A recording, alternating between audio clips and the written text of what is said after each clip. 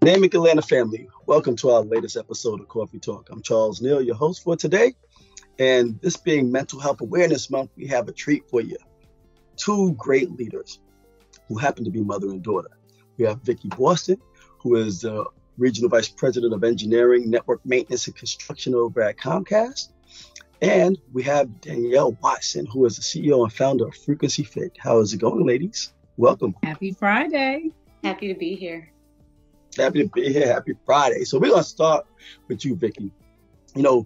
So Regional Vice President, Engineering, Network Maintenance, Construction, that all sounds good, but that doesn't even tell the story about you, right? Because you were at Verizon before you even came to Comcast. I think it was like a short window over at Comcast right about now, relatively speaking. But Sure. community relations, customer retention, sales, and a host of just different leadership initiatives that aren't on the books. Talk to us. Tell us a little bit about your early career journey, or your early to present career journey, actually.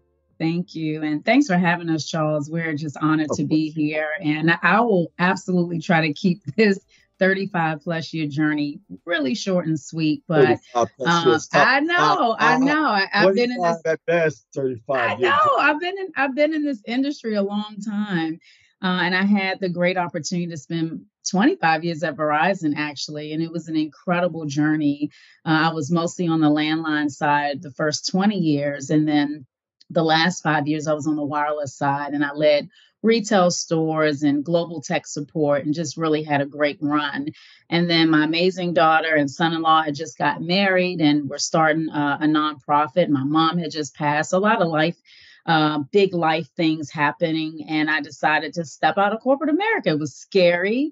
I told my husband, this is what I wanted to do. I was top of my game. I just received the CEO award at Verizon, and I had a big path in front of me, but I felt this pull to step out and help Danielle and Dion because I felt like with the work that they were doing to help at risk youth was so important. And I was trying to do it and work at Verizon and do all these other things. And I traveled every week, and it was just too much. So I paused my career at the very top of my career. And I'm very grateful because you don't always get that opportunity. So I'm grateful for my husband for supporting that. And I'm glad that Danielle gave me the opportunity to literally pause for 2 years and help she and Dion pour into the lives of youth who otherwise, may not have had the incredible experiences that Danielle provided. And then, Comcast was calling me, which was, funny because I knew I was going to go back to work. I just didn't think I was going to go stay in the telecom industry. And so Comcast called and said they called for 3 years, and it took me 3 years to finally say yes. And I joined a little over 5 years ago to lead their loyalty retention organization. And almost a year ago, transitioned to engineering, construction, and maintenance. I'm having a ball. So that's the shortest version I can give you, Charles. There's a lot. It's a lot in that 25 years at Verizon. I promise you, 13 different jobs. Right. And so Daniel, you're listening to that. You're like, Mom, that's a lot. Right. Yeah. She lived it. She lived it, right? But and Danielle, I want to hear your journey, right? Because I know I've read it, but I want to hear it from your words. But I also want you to couple in the little things, which is a lot of times you have children of successful families, parents, and it weighs on us sometimes from a mental health standpoint, right? Where you're like, oh God, will I ever live up to it?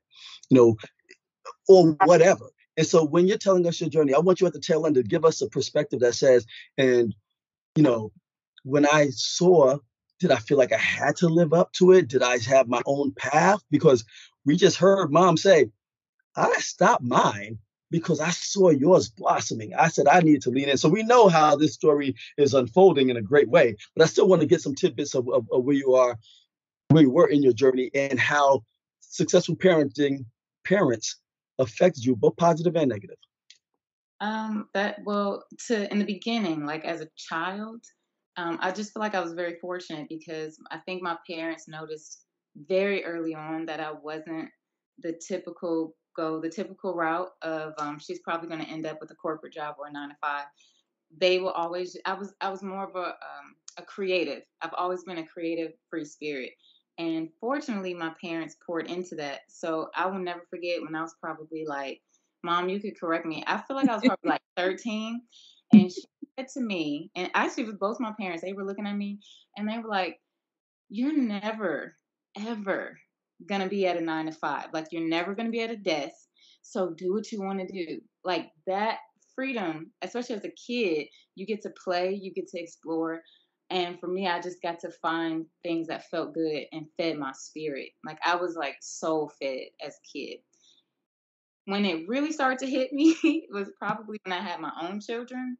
So as an adult, and then especially stepping away from dance, I kind of did the same thing my mom did. At the height of my career in the entertainment industry, I paused so me and my husband could do our nonprofit. We felt like it was the perfect time to do it. We had energy, we were young, we looked like the kids. And then I got pregnant unexpectedly 2 times in a row.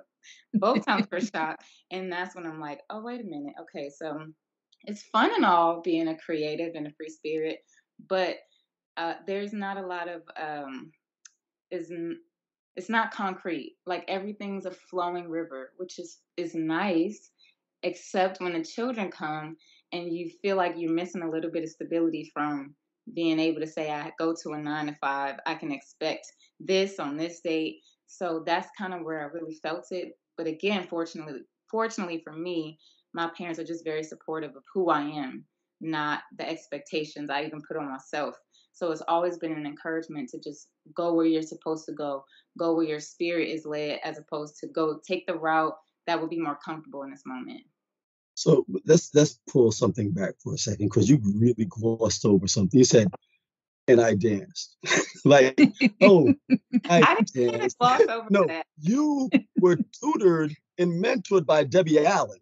You Yes. didn't just dance, you Since she was danced, 12, Charles. Since she right? So was she was 12. right. So let's go down that path a little before Okay. we and at Pepperdine you were ranked something out of something. So let's Oh, not yeah. just dismiss some of these accomplishments that you already had. Oh, Okay. by the way, you toured with how many different artists?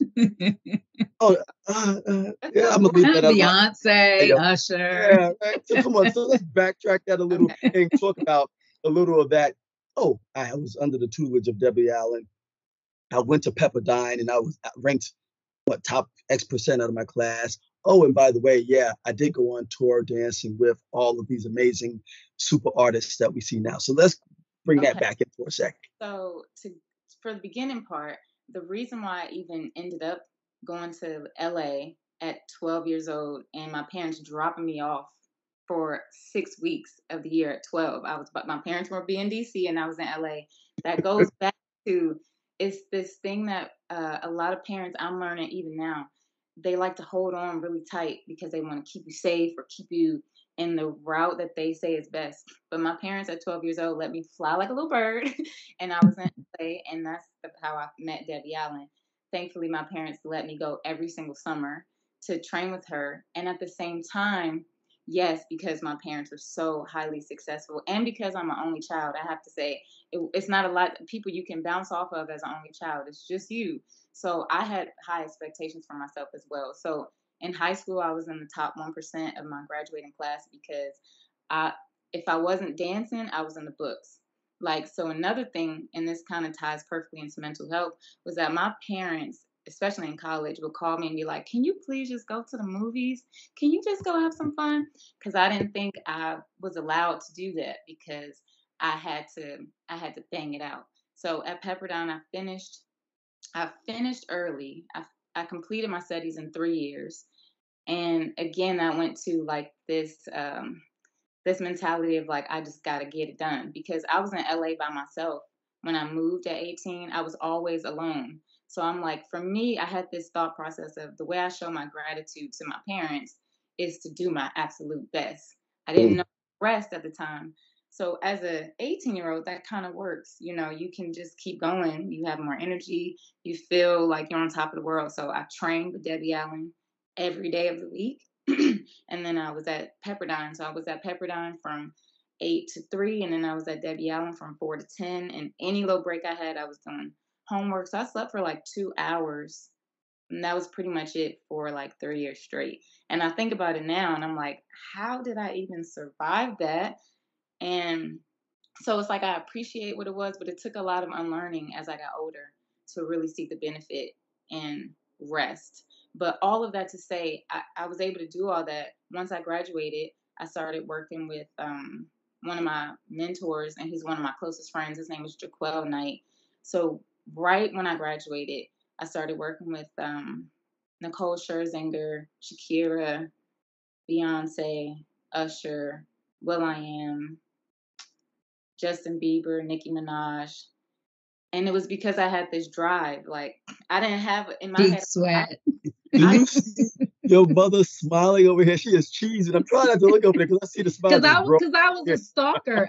I would find out where she was performing, and I literally would fly to London not for the weekend, stalker. or fly to Amsterdam Oh, and good bust mom. in the party. I was a great mom. She supported me. She just always supported me. It's that thing. I always had like an abnormal amount of support from my parents to do something kind of out the box, like to be an entrepreneur with parents who are not necessarily in the entrepreneurial field. It's kind of like a lot of times they could not understand it, but my parents have always at least put the effort in to understand it, and they always encourage me to keep going.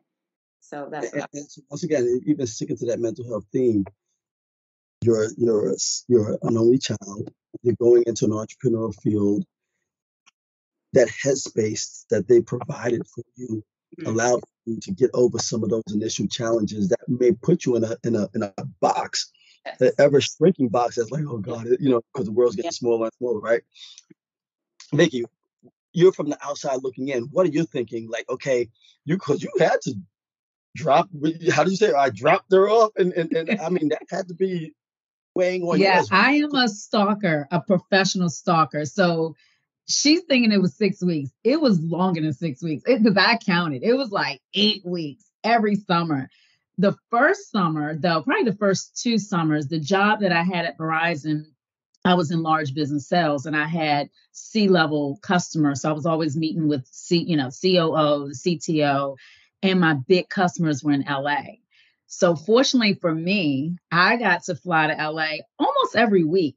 And the funny thing is, I would look at their schedule. I'm like, wow, Debbie Allen is not playing. They are dancing for 6 days. And then on Sundays, they went on field trips. So I would call the Debbie Allen Dance Academy and I would say, can I please go to the field trip? I'm in town for work. And they're like, fine. So I got to see her at least 3 times throughout that process, probably more if I think back. And then of course at the end of the summer they always had a program. So I'm a stalker by nature, so I stalked her at Debbie Allen's. And but honestly, when we would see her, my husband would always take credit. She gets her dancing ability from my side, his side of the family. And I'm like, okay, whatever. So we would have those arguments, but for sure wherever she was we wanted to be. And just so proud of her. And so one time I think you were teaching with Jaquel in Atlanta, and we just said we're just gonna fly to Atlanta and be with her that weekend, right? And so I'm grateful that I had the opportunity and the resources to do that, because it was just so amazing. And my oldest brother, I laugh to this day, he would call me. So a lot of times Danielle would tape, but it wouldn't air the same day. So she was like, oh, I just did something with Disney. I'm like, okay. Oh, I just did something with Grey's Anatomy. Oh, okay. And then it was my brother some kind of way. He would always see her on TV and he would call me and he would say, you're a horrible mom. Like, you don't even tell us when your kid is on TV. And I'm like, I knew she taped this 6 months ago. I just didn't know when it was going to air. So whenever I could go see her live, when she was with Nicole in London, will.i.am in Amsterdam, I'm still mad at she and Usher. They did not allow me to come to, I think it was, where were you all? In Dubai. I just couldn't. I was in a meeting. I was in like a budget meeting. I couldn't figure it out, but so proud. And my husband and I are still in awe at what she's done with her dancing ability, but more importantly, her brain. Like when I See, tell you she's so smart, and she's way smarter than us. It's but, amazing. but this is the amazing part. With all of that going around, Yeah. I caught something about at-risk youth in Compton that Yes. made you say something's wrong here. Yeah. I have to figure a way out. And so when you talk about when I say discover you Compton, what does that mean to you? Well, that is probably like one of the best things that ever happened to me and my husband, because that was the foundation of our relationship. So I've known my husband since I was 12. I met him the first, like when I landed in LA the first time ever. And so when we reconnected in my mid-20s, he was already doing his nonprofit work. My husband is born and raised in Compton.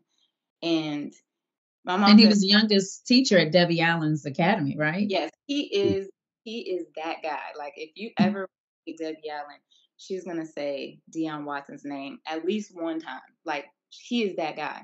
So he was already doing that work. So when we started dating, I would go assist him at his he would do like these dance free days. He would teach free dance classes to the kids there. And I had a successful career.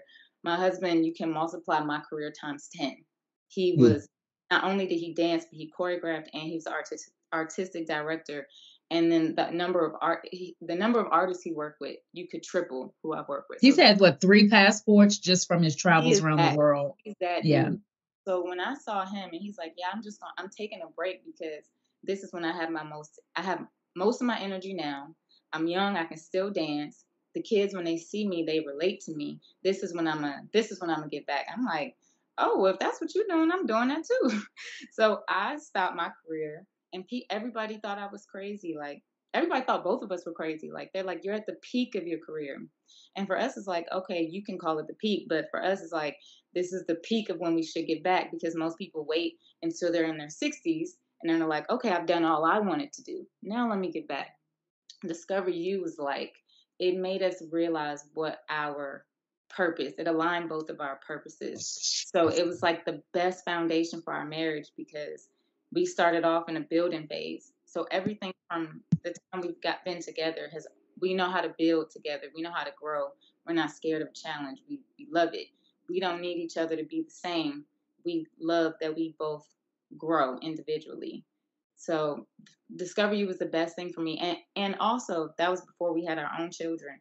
So we were basically parenting like 30 to 50 kids 3 times a week after school. So not only were we pouring into them, but they were pouring into us. And so that's like the foundation really of where we are now, is Discover You. It's like the best thing that we could have done at that time. How But did that? Charles, Oh, go for it. super fast. I was just going to say, what's so fascinating about this? Because number one, Danielle's super humble, and I appreciate that about her. But details matter. And the thing that blew me away, once she started dancing professionally, she never had to audition. The phone kept ringing. She hadn't danced for a few years, certainly after she had her babies and then COVID hit. But at that top of that 2020, before the world really came to a halt, Madonna called to ask her to choreograph and be the principal dancer. And I'm like, what the heck?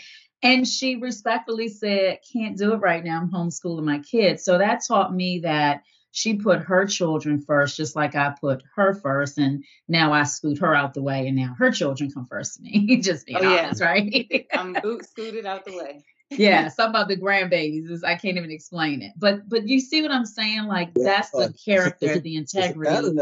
Yes. The amazing thing about peaks and valleys is that if you look at trying to climb Mount Everest, there's so many individual peaks that you have to go through before you even get to the top, that Sure. a person looking up will be like, oh God, when am I going to get to the top? Not realizing that's not the peak. That's not their ceiling. Sure. You may go up, come down a little, and then like, oh my God, there's another one just that much higher, another challenge that has to be in front of me. So you haven't even come close. Hopefully none of us have come close to our peaks yet, right?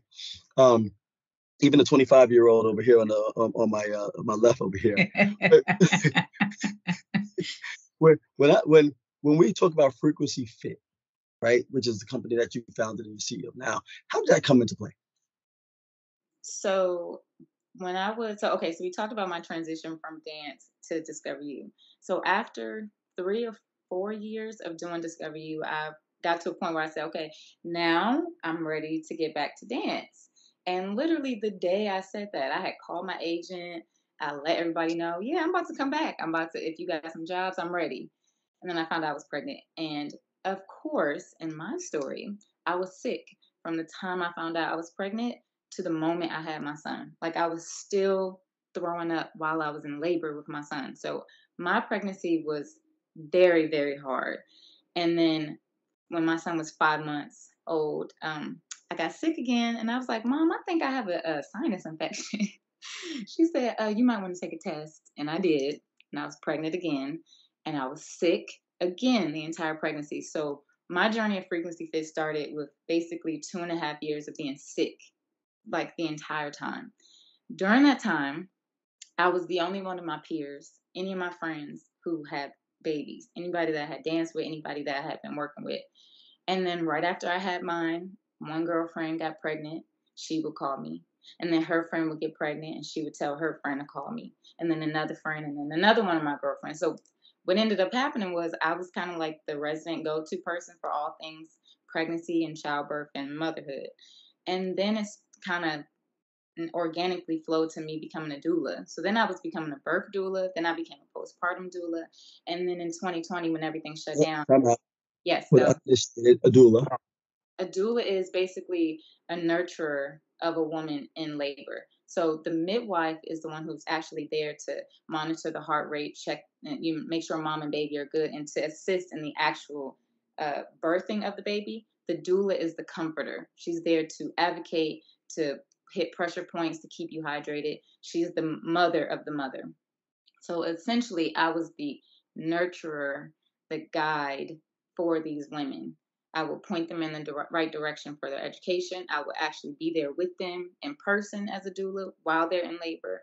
I would do it virtually while they're in labor. They would be on the phone with me. So that was basically my job. And then in 2020, when we couldn't be face to face, I started a group online, like a support group.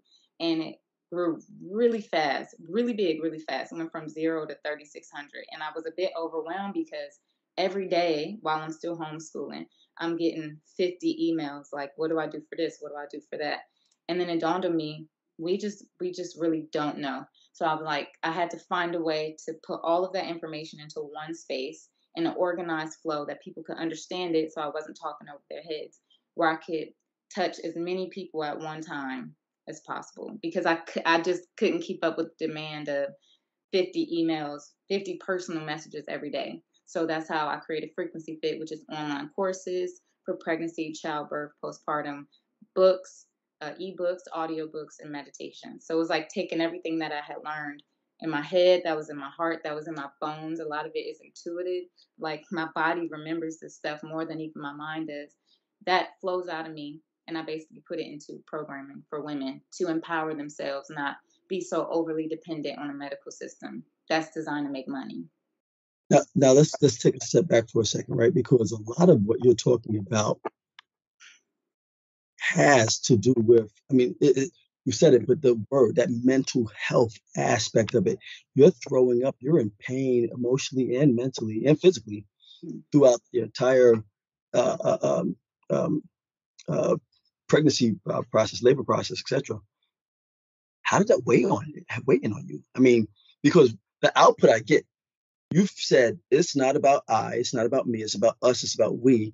I'm going to help you ladies, hopefully parents, Mm-hmm. get through this journey, Mm-hmm. right?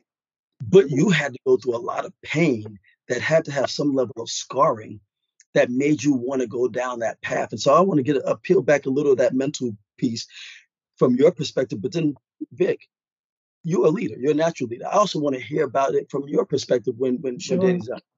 So I Sure. guess two parts of it. Well, I'll start like this. I always feel like in life, everything's a cycle. And the cycle I connect with most is the birth, death, rebirth cycle. It really felt like the death of who I was before. It was done. Like I had never been in that much physical pain. I had never been confined to one space ever in my entire life. Like as I said before, like I am a proud free bird. I can't like I was the type of person I had to just I can't be in the same space. My room had to be a different way every 3 months. Like I prided myself on constantly changing. So to be kind of like stuck in a bed, throwing up every day for 10 months and then doing it again for another 10 months. It was just like it was one of those moments where I realized that I didn't have any control. So it was the best thing that could have happened to me personally, because I like the illusion of control. I was a bit addicted to it and before I had children, because it made me feel like I was the reason why things were going well. I controlled it. I ate well, I slept well, I didn't party too much. Like I controlled it. That moment I learned that control is a complete illusion. So it wasn't like this was a great epiphany in the moment. It was forced upon me. Like the universe and the stars aligned so that God knew I would figure this out eventually. In the moment, I didn't know. I was just very uncomfortable, very miserable, and it was a lot on me. But I had the best husband who you just won't, my mom can attest to this, you won't see his blood pressure rise. He has the calmest energy of any human being you've ever met. So when I say I could not like lean on him, I could collapse on this man. So I had a crazy support. Then my mom was there. His mom was still living at the time. So I had his mom. I just had a lot of support. And then I had the absolute best midwife. So it shows how even in the worst possible, position you could be in, where you're just like so sick, or imagine women who have to have surgery when they're pregnant, or they lose a spouse or a loved one. When you go through all that, it shows, like, if you have a support team, like I had a support team, it keeps you from going to too dark of a place. Because when you can have a bit of clarity, which took me a couple years, but when I had clarity, I could see, oh, this was for me to realize I don't have control. This was a whole cycle for me to step into my new space. But I had the support team to help me get there. I didn't completely collapse, is basically what I'm trying to say. So that's what the mental part of it for me was, letting go of this idea, this illusion of control, realizing that you need support, and realizing that I could be that for other people. And it was just the cycle. The old me, that it was the birth of me, and then it was the death of what I knew. And then I just lovingly, gracefully stepped into the rebirth of who I knew I could be once I had clarity, once I could let go of all this this idea that I had to control everything. Got it. And Vicky, you're a mom watching your daughter become a mom and go through this. How do you first resolve any conflict you have in yourself as a parent, as a mother watching the game? And then how did you support? How did you support? How did you lean in? Yeah. So naturally, I'm hyper, right? I have a lot of energy, and it's like, hey, party time, let's do it. And I remember Danielle saying, so listen, first of all, she introduced me to the art of home birth, right? All I knew was what I knew. I had a cesarean out of, a crisis. Danielle was distressed when I was in labor, or at least that's what I was told. Like, now that I know what I know now, who really knows? But I'm grateful that she's here. She was born healthy and all of that. But I remember her telling me, hey, I want you and Dad to watch this documentary, The Business of Being Born. And we were like, okay, great. It was like, I don't know, maybe an hour and a half, something like that. We literally stopped what we were doing. We just happened to be home and we watched it. And she was well into her pregnancy. I mean, well into her pregnancy. And Troy and I were like, oh my gosh, like, this is so enlightening. So we called her right back and she said, that's what we're doing. Are you all in support? And we were like 1,000%. And so that's when my education journey started on this, road with Danielle. Had no idea it would evolve into Frequency Fit, and she becoming a doula and just helping so many women, like thousands of women globally, thanks to technology and, not having to always be in person. But I remember so fortunately, when all of this happened, that's when I had paused my career, right? Because we were doing the nonprofit. And so I'll never forget this. So her first baby, my grandson, King, who will be 7 on June 1st, super excited. I remember when she told me when he was going to be born, or, that was the due date. And that was a special date because that was her mother-in-law and father-in-law's birthday. It's very interesting that Dion's parents were both born on June 1st. And the thought that the grandkid could be born on June 1st was just amazing as well. And he actually was. Another story, different podcast. But I remember calling Troy because I was going back and forth, helping with the nonprofit, mostly in LA. So I remember being in LA at this time, probably around April. And I was like, you know what I think? He's like, what's up? Because we were going back and forth. My husband's in DC. I said, I think I'm going to get a one-way ticket in May. And if Dion's good, because I want to be respectful of their space, if he's good with me getting a one-way ticket, I'm just going to stay parked because I'm too far. She can go into labor early. She can go into labor. So everybody was in alignment that I was just going to kind of get a one-way ticket, which I called to the greatest show on earth. And I was there in early May, and I probably didn't go home for a year. Seriously. My husband was going back and forth. I was going back and forth, but I was mostly there. And to your question, though, I remember her being in the pool. I remember Dion, massaging. I remember, and she's right. Her midwife, Davy, is just amazing. And I remember too her giving me, like this lecture, like a few months before, like, Mom, if you want to be here for the home birth, you can't have this hyper energy. You're going to have to channel your yoga energy, your Zen. You're going to have to be calm. And I was like, how am I going to do that? But I also know that you can evolve your brain and you can train to do new things and you can absolutely adapt. And I said to myself, like literally, you have to get your life together because you're not going to miss this moment. And I literally said to Davy, I said, can you please just direct me? I've never done this before. I want to be here for Danielle and Dion. I don't want to get kicked out of the house because that was a real threat and a real possibility if my energy got too hyper, because energy is real, right? And it's transferable. And in that moment, she needed it to be calm. She needed to be Zen. She needed it to be whatever she needed to be. So I said, Davy, but for me, tell me what to do. She's like, okay, great. You can walk the dog. You can make meals. So literally anything she told me to do, I did. The funniest part, Danielle, I don't know if you remember this. Anything Davy said to Danielle, because I wanted to feel like I was being helpful, I just repeated. So she said, tell your body, you're ready for this, or whatever it was, right? I was like, Danielle, tell your body. I would try to do as calmly, tell your body. But on the inside, I'm dying, because I wanted to take the pain away. I didn't want to see her suffer. And I knew I wasn't suffering. I mean, childbirth is like the most amazing thing.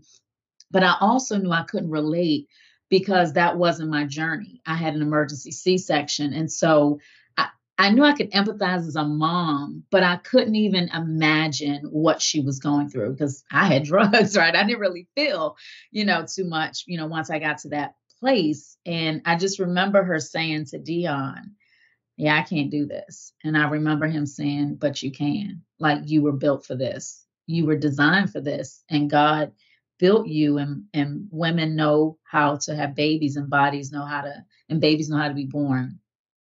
And I just remember, just resting in that.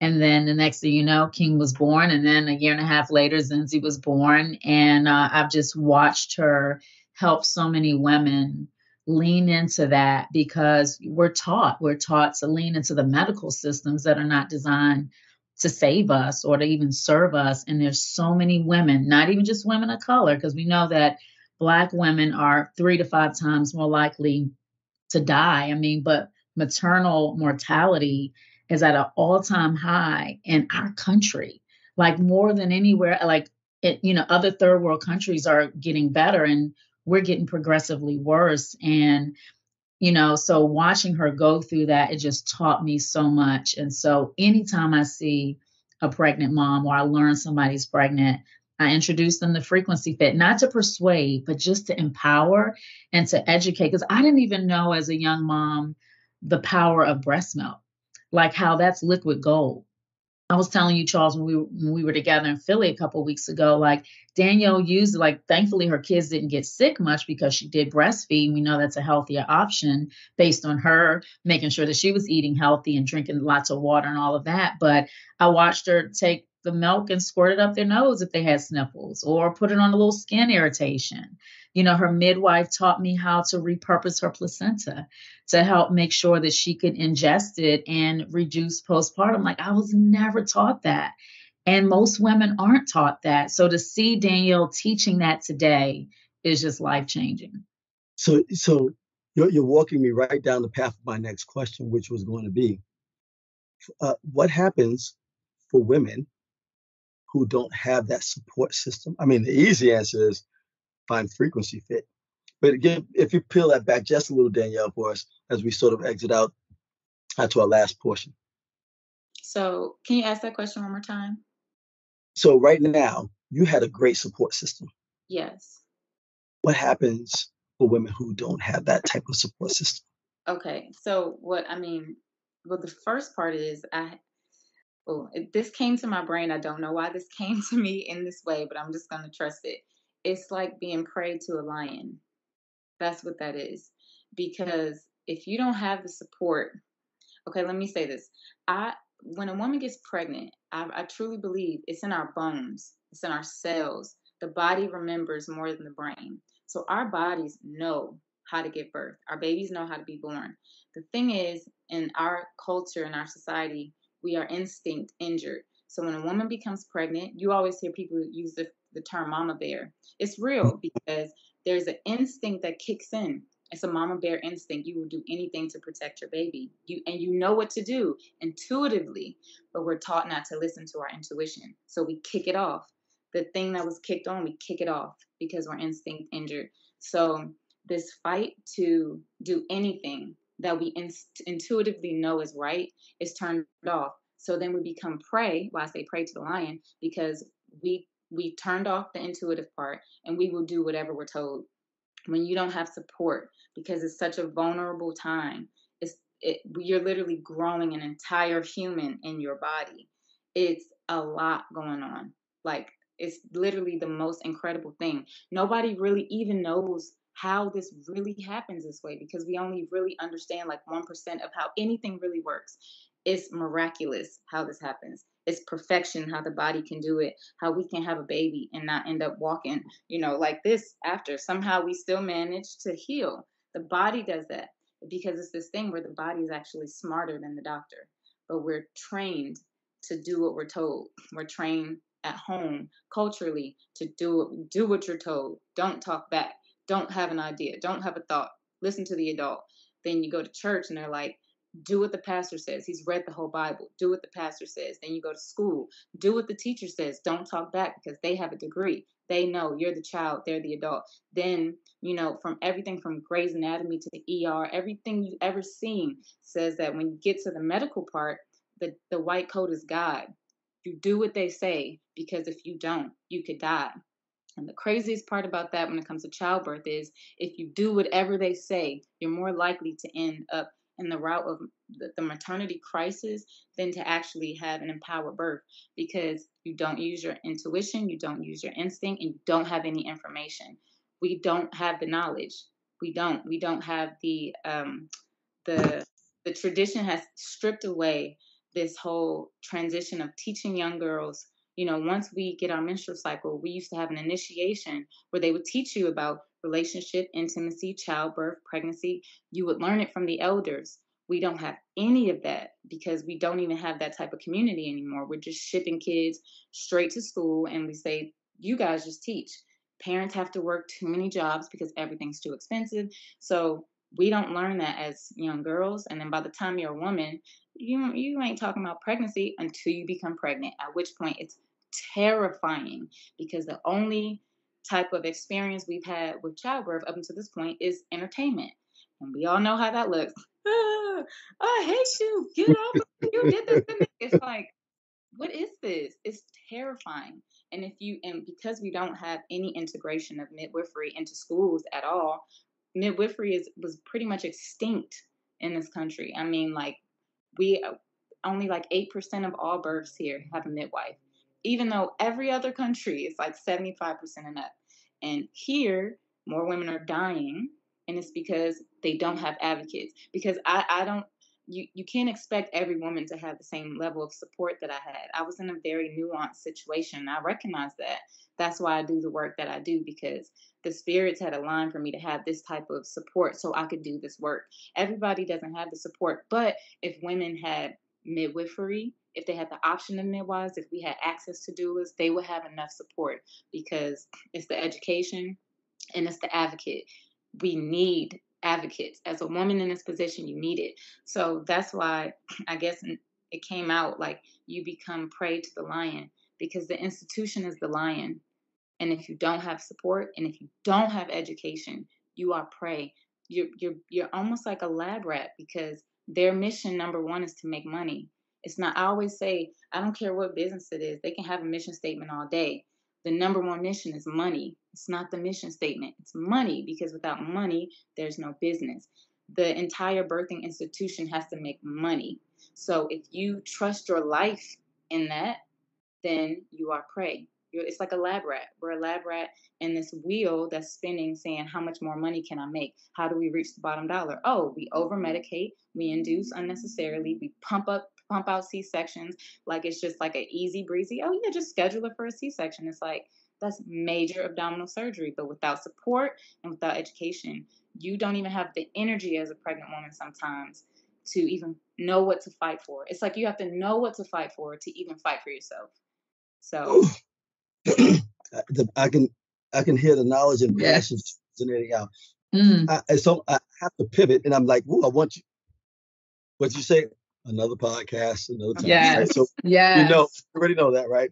I Yes. want to go out on 2 points. One is we're coming up on the anniversary of George Floyd's passing, and Vicky, I know that at a certain point in time, you had a lot of involvement in localizing leaders um, to help cope with the mental health aspects of how do we talk to each other. So I wanted to give you a couple of moments on just talking about that, Yes. and then we'll go out on my last question. Yeah, thank you for that. At the time of George Floyd's murder, I had a team physically in Minneapolis and St. Paul. And so I had employees who lived in the areas where it happened, where a lot of the rioting and, a lot of the violence was taking place and, all of that. And so I had employees who were highly stressed. They were stressed over another killing of a Black man, an unarmed Black man. So that's stressful in and of itself, right? Because I have that stress every time my husband leaves home. It's like, well, if he doesn't call me at a certain time, we're such in a rhythm now. We always have been because of our own experiences of him just being pulled over just for being Black, right? We've had those experiences. So we have our rhythm of how the three of us stay in touch. Our location is always on, like all that stuff. But in that moment with George Floyd's murder, I saw my employees, and because I'm always in the field with my team, I live in the field with my team. And this was before COVID. So I was physically with my team. And I saw, I was actually, we had just gone home. Because March of 2020, we had just sent our employees home. But prior to that, I was in the field with my team. And so seeing them on Teams and whatever technology we were using to stay in touch, I saw the physical stress show up on them, not just of the pandemic, not just of being virtual, because our employees had never been virtual in the department that I was leading at the time. But it was just one more thing, right? One more thing. And thankfully at Comcast, we have incredible benefits. And so we made sure that our employees knew that they had support. And even if it was a hotel room, a paid hotel room, because their location they felt in danger where they were in Minneapolis based on everything that was going on. And so it was very heavy because I had also lost an employee to COVID at that time. It was very early on. I ended up losing like 4 employees total that first year. So it was a lot going on. And I wasn't allowed at that time. We weren't allowed to travel for work. So I couldn't even physically be with them to even offer that type of level of support, because I know that that is important too. But in that moment, I was vulnerable. And so I remember at the time, I was only one of 10 Black vice presidents in the West Division where I was working at the time. And one of my closest friends, Daryl Hawkins, was another one of the 10 Black vice presidents. I called him. And before he could say hello, I'm just crying. He's crying. And, we're just crying on the phone. We can't even get a word out.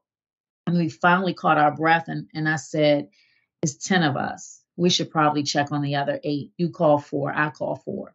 So we hung up, got ourselves together as best as we could, called the other 8, divided and conquered. And then we called each other back and we said, you know what? We should probably do this on a regular basis because it's only 10 of us out of 125, just to put in perspective, not even 10% of the population for senior leadership. And so I started a monthly call. Initially, it was just us. And then we said, wait, we should bring in our Black directors because, it's not a lot of them either. And then the call has just evolved from there. And 3 years later, I have over 200 Black leaders across all of Comcast at all levels that come to this call just to create a safe space, not to bitch and moan and complain, but to say, how do we pull our diverse talent forward? How do we mentor?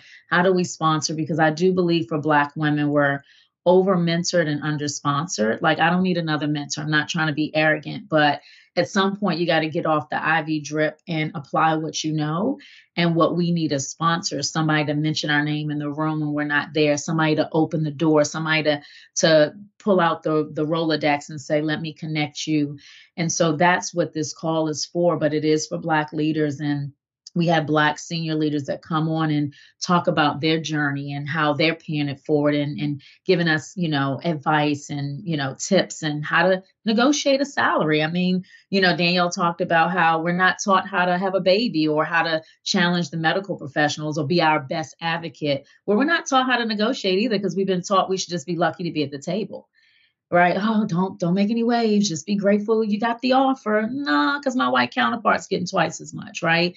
And so that's the purpose of these calls. And I'm so proud because, as you know, Charles, it's easier to start something. It's very hard to continue and finish. And for this call to still happen 3 years later, and when I tell you it's the hottest call on the calendar every month, third Thursday, I'm so grateful for that. And every day I get a Black leader who pings me and says, can you add another Black leader to the call? We just hired or we just promoted, and I want them exposed to this type of network, because we know your network is your net worth. And so how do we pay it forward and create that safe space? So I'm very grateful that I did not allow a crisis with George Floyd's murder to go to waste, because I just believe we can't do that. Powerful. This is why I call her the GOAT. I call her it's powerful, right? I'm going to have us go out with this one, because you guys have a storied family. Your lineage is strong. Just give me a couple of people that have inspired you within your own family, and then we'll close out. You go, Dan. I guess I'll start with, obviously, my mom, who is, like, I call her the GOAT for everything she just said, and then her mom, who is a historian, and she is the reason why I fell in love with books and writing. So she's in my bones as well. Also, her mom, Constance, who, and then her mom's dad. It's so many. Wow. So it's her dad who founded the architect department at Howard and also did all of the architecture at Tuskegee. And then his daughter, Constance, who founded one of the first Black schools for Black students back then. It was in the Black Caucus. She was a ghostwriter for Mary McLeod Bethune. She, wow, you're going to have to join in, Mom. And then it goes to my grandma. Yeah. And I'm thinking about Rosa too, like the great-great-grandmother who attended Spelman at 14. And then what was so amazing, she finished Atlanta at 18, but she started at Spelman. And what's so fascinating is that her great-granddaughter would then become the 9th sitting president of Spelman, Dr. Beverly Tatum. And so, yeah, like we need another podcast just to talk about them. So, seriously, because it's so fascinating. And I get chills every time. And my mom would always tell me and Danielle, A, your Black is beautiful. B, you come from good stock. And C, she fed us love. Like that was our currency. Love was our diet and education was our currency. Hence why Danielle loves books so much. And I learned to love books. I didn't appreciate it growing up because, I was number 7 of 7 and we always had to have a book in our hands. So it felt like a chore at the time.